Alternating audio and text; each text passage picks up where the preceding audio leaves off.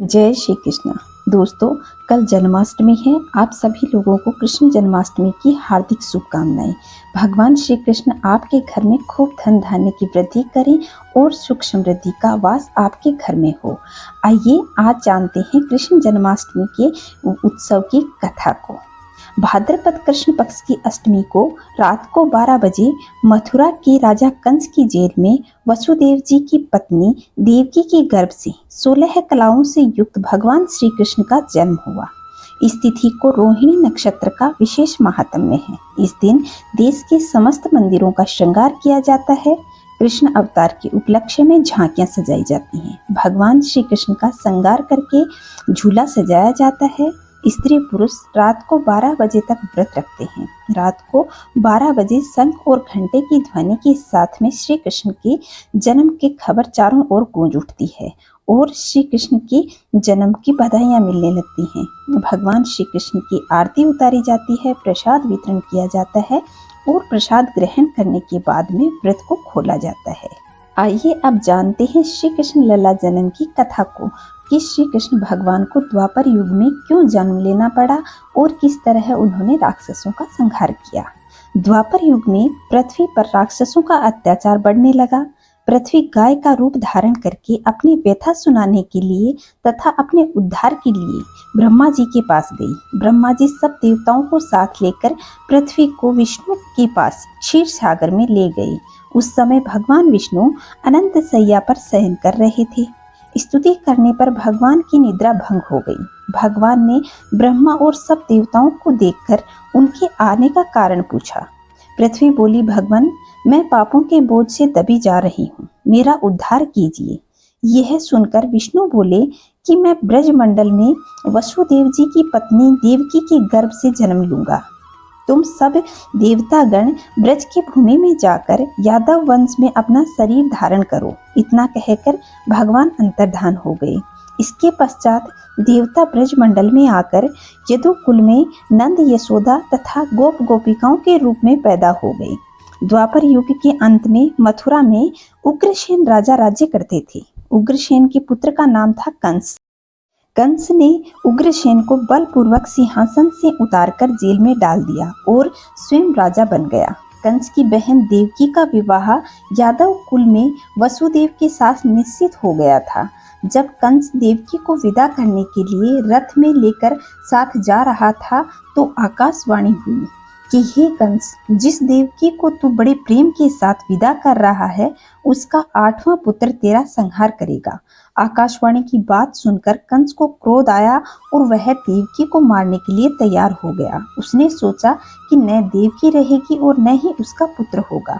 वसुदेव जी ने कंस को समझाया कि तुम्हें देवकी से कोई भय नहीं है, देवकी की 8वीं संतान से ही तो तुम्हें भय है, इसलिए मैं इसकी 8वीं संतान तुम्हें सौंप दूंगा।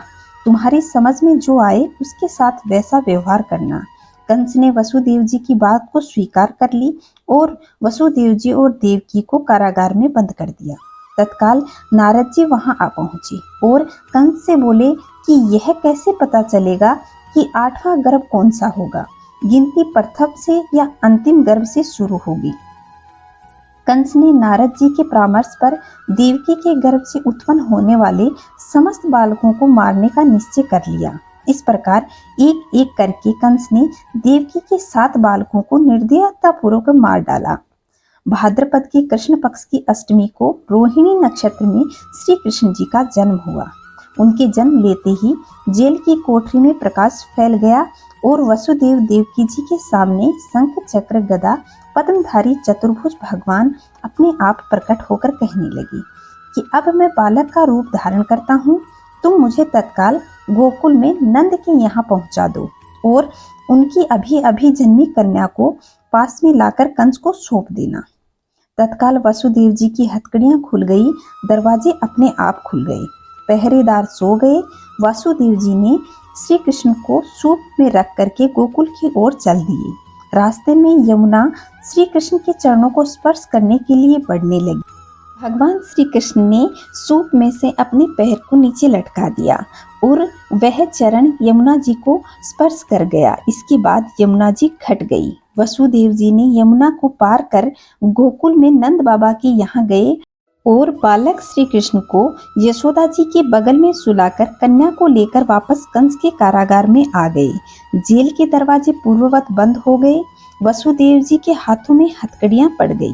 पहरेदार जाग गए। कन्या के रोने पर कंस को खबर दी गई। कंस ने कारागार में आकर कन्या को लेकर पत्थर पर पटक कर मारना चाहा, परंतु वह कंस के हाथ से छूटकर आकाश में उड़ गई और देवी का रूप धारण करके बोली, हे कंस, मुझे मारने से क्या लाभ? तेरा शत्रु तो गोकुल में पहुंच चुका है। यह दृश्य देखकर कंस हतप्रभ और व्याकुल हो गया। कंस ने श्री कृष्ण को मारने के लिए अनेक दैत्य भेजे। श्री कृष्ण ने अपनी अलौकिक माया से सारे दैत्यों को मार डाला। बड़े होने पर कंस को मारकर उग्रसेन को राजगद्दी पर बिठाया। इस तरह श्री कृष्ण लल्ला ने अपना और गोकुल वासियों का मान बढ़ाया और आज भी हम श्री कृष्ण के जन्म उत्सव को बड़े ही हर्षोल्लास के साथ मनाते हैं। तो यह थी कृष्ण लल्ला जन्म की प्यारी सी कहानी। अगर आप लोगों को अच्छी लगी हो तो वीडियो को लाइक करें और अपने दोस्तों के पास शेयर करें, ताकि श्री कृष्ण जन्म की यह कथा घर घर में और जनमानस तक पहुँचे। हमारा सनातन धर्म आगे बढ़े और बच्चों को भी यह कथा अवश्य सुनाइएगा, ताकि उन्हें भी श्री कृष्ण और उनके बारे में पता चले। जय श्री कृष्णा दोस्तों। कल जन्माष्टमी धूमधाम से मनाइए। खुश रहे, मस्त रहे, चारों तरफ स्वच्छता बनाए रखें। जय श्री कृष्णा, जय श्री राधे।